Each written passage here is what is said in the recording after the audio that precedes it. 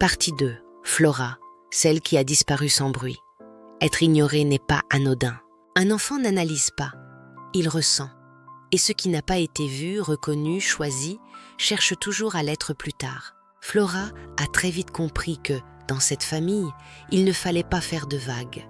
Son père passait son temps libre avec le chien avec lequel les promenades étaient longues, les jeux bruyants, les rires francs.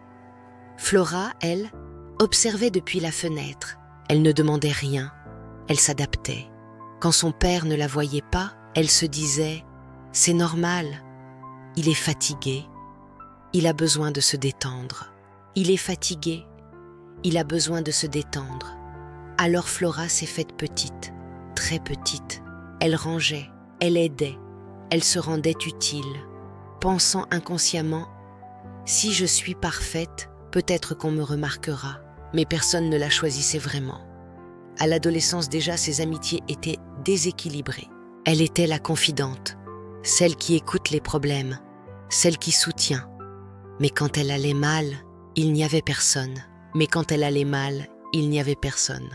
À l'âge adulte, Flora a tiré des relations où elle donnait trop, des partenaires qui prenaient sans vraiment voir. Elle avait du mal à dire non, peur de perdre, peur d'être encore mise de côté.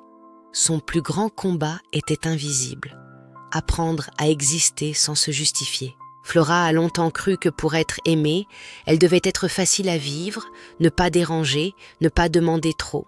Petite, elle avait compris une chose. Le regard de son père était ailleurs, toujours tourné vers son chien et son travail, qui recevait son temps, sa présence, son affection. Alors Flora s'est faite discrète. Elle a appris à attendre, à ne pas réclamer. À l'âge adulte, cette attente ne disparaît pas. Elle s'est simplement transformée en schéma, un schéma silencieux, mais profondément ancré. Le cerveau humain apprend très tôt comment fonctionne l'amour. Il observe, il enregistre, il s'adapte. Lorsque l'attention est rare, incertaine, imprévisible, le système nerveux se met en état de vigilance. Il apprend à surveiller les signes, à détecter la moindre marque d'affection, à espérer que cette fois, peut-être, ce sera différent.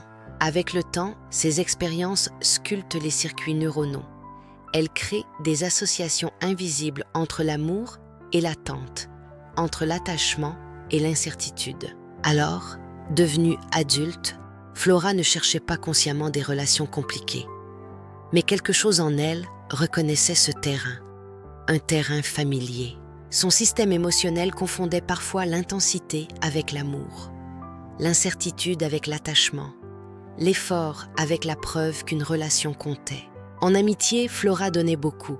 Elle écoutait, elle soutenait, elle répondait présente, souvent plus qu'on ne le lui demandait, parce qu'au fond d'elle, une vieille croyance continuait d'agir en silence. Si je donne assez, si je comprends assez, si je suis assez là pour les autres, alors peut-être que je serai enfin indispensable. En amour, ce schéma prenait une forme encore plus subtile. Flora s'attachait souvent à des personnes indisponibles, émotionnellement distantes, parfois déjà engagées ailleurs, parfois simplement incapables d'aimer pleinement. Ce n'était pas un choix conscient, mais le cerveau humain est attiré par ce qu'il connaît, même lorsque cela fait mal. Quelque part dans son système nerveux, une mémoire ancienne murmurait « L'amour demande de la patience, l'amour demande d'attendre, l'amour se mérite. » Alors Flora espérait. Elle interprétait les petits signes, un message, un regard, un moment d'attention. Et son cerveau libérait alors une petite dose de dopamine, cette molécule de la récompense, celle qui nourrit l'espoir. C'était suffisant pour continuer à croire, à attendre, à investir, comme si, quelque part, elle tentait de réparer une histoire plus ancienne, espérant qu'un jour, enfin, quelqu'un la choisirait. Flora a dû comprendre que son besoin d'amour ne faisait pas d'elle quelqu'un d'exigeant, mais quelqu'un de blessé. Son chemin a été d'oser exister pleinement, d'oser dire « j'ai besoin de toi », sans honte, sans peur d'être rejetée. Car avoir été ignorée enfant n'est pas une fatalité. cela n'a pas à devenir une condamnation à l'invisibilité. Alors, et si c'était vous? Et si c'était moi? Cet enfant ignoré qui a cru que disparaître était une forme d'amour. Et si c'était moi?